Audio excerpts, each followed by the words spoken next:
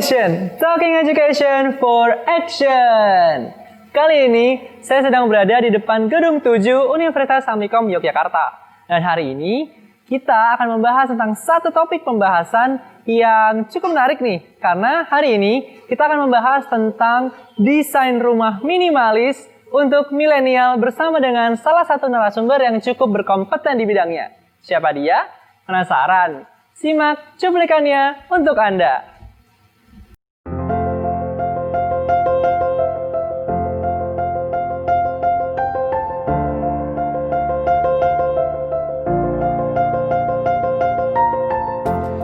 Arsitektur adalah suatu ilmu dalam merancang bangunan, area terbuka, dan struktur buatan lainnya.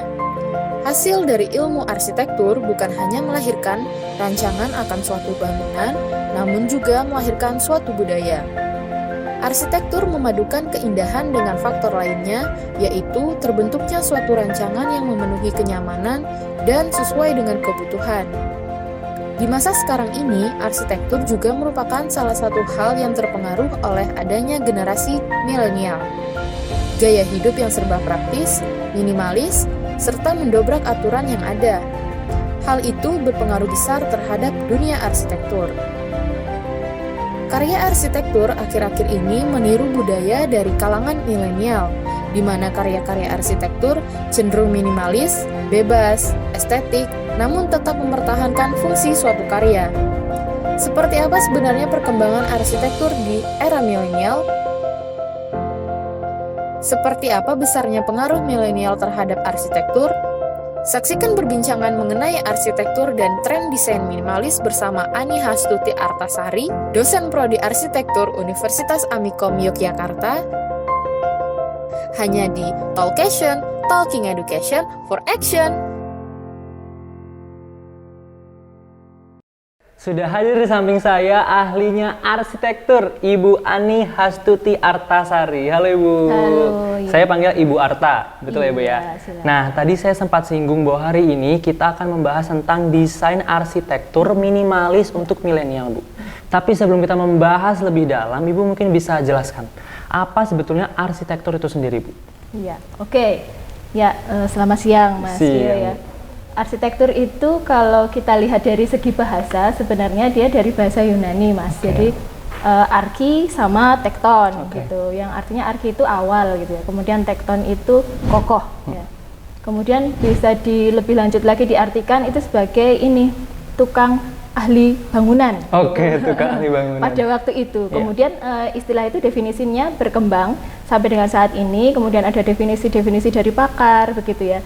Yang intinya kalau itu disimpulkan sebenarnya artinya adalah seni merancang dan menegakkan bangunan beserta lingkungan binaannya. Oke, berarti arsitek ini belajar tentang seni membangun bangunan ya Bu ya? Iya. Betul. Nah kemudian perkembangan ilmu arsitektur sendiri di Indonesia itu seperti apa Bu?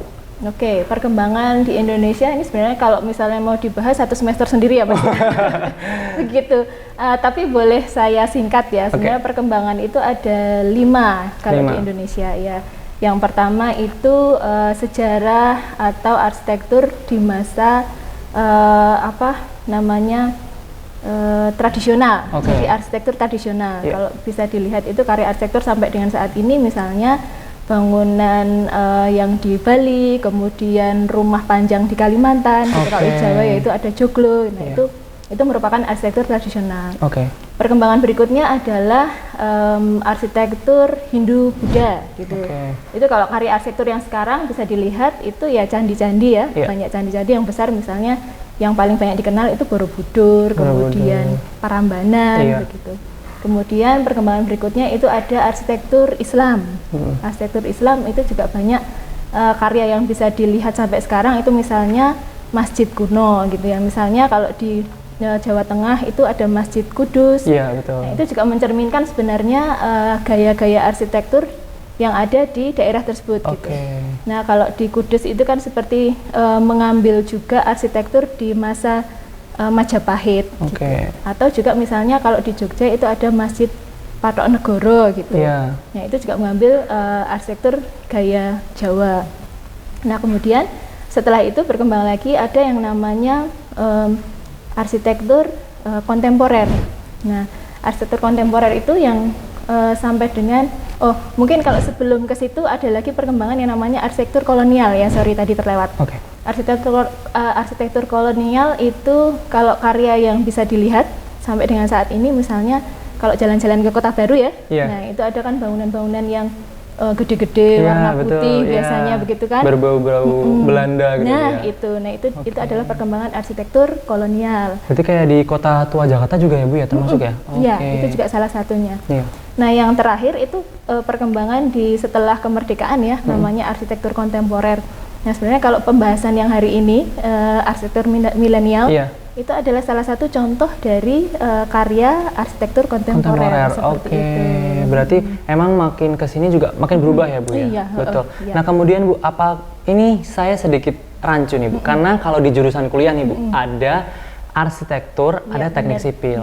Nah apakah keduanya ini sama atau ada perbedaan yang akhirnya membuat ini loh arsitektur dan ini loh teknik sipil gitu? Iya.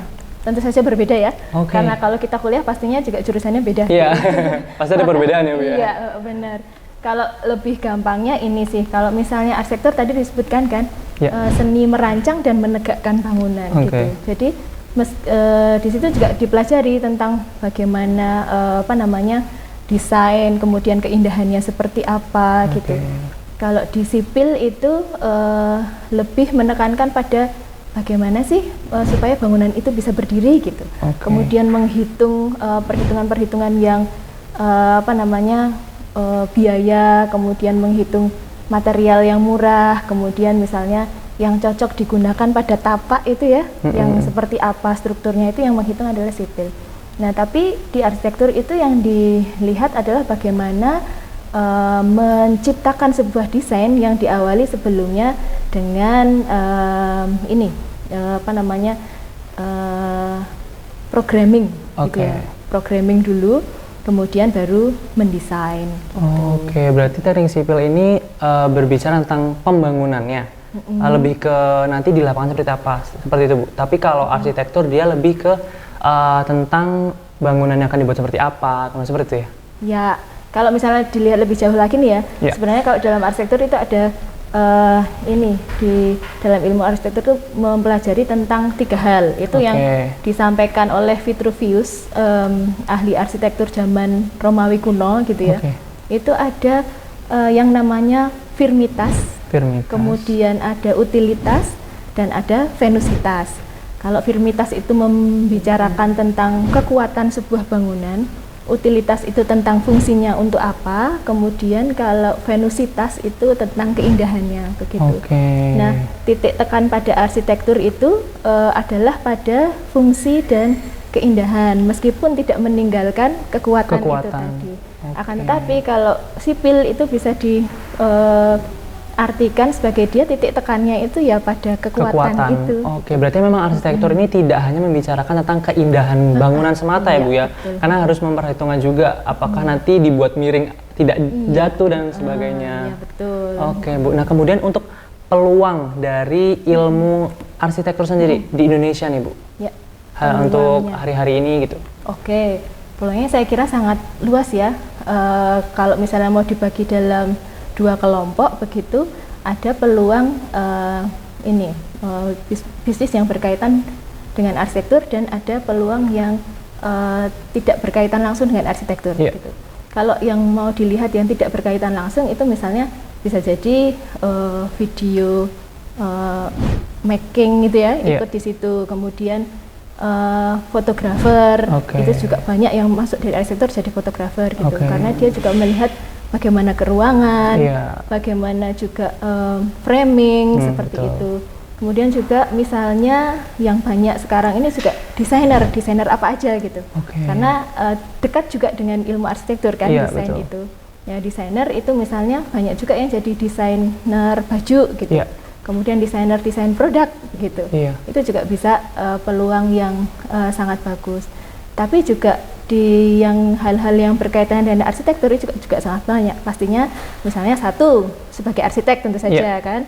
Yang kedua itu sebagai estimator misalnya, kemudian desain interior, kemudian misalnya konsultan Oke, itu juga. berarti memang banyak ya Bu ya kesempatan ataupun peluang di bidang arsitektur untuk kedepannya. Iya. Kemudian Bu, kita kan akan berbicara tentang rumah minimalis. Iya. Itu rumah minimalis seperti apa Bu? Rumah minimalis ya. Rumah Tapi Bu, minimalis. nanti dulu Oke. setelah yang satu ini jangan kemana-mana, tetap di Talkation, Talking Education for Action. Misalnya minimalis itu termasuk mengangkat ruang kosong. Ruang kosong itu misalnya kalau misal dalam rumah minimalis itu ya biasanya itu tanpa sekat, kemudian lega gitu ya. Iya. Jadi ketidakadaan itu menjadi kelebihan. Betul. Gitu. Akhirnya membuat bangunan iya, lebih terlihat simpel ya Bu. berbeda gitu. Nah, ini Bu, ada artikel menyebutkan bahwa konsep minimalis ini sedang tren dan banyak orang suka. Ini kenapa Bu? Mungkin menyambung dari pertanyaan yang tadi Bu. Ya,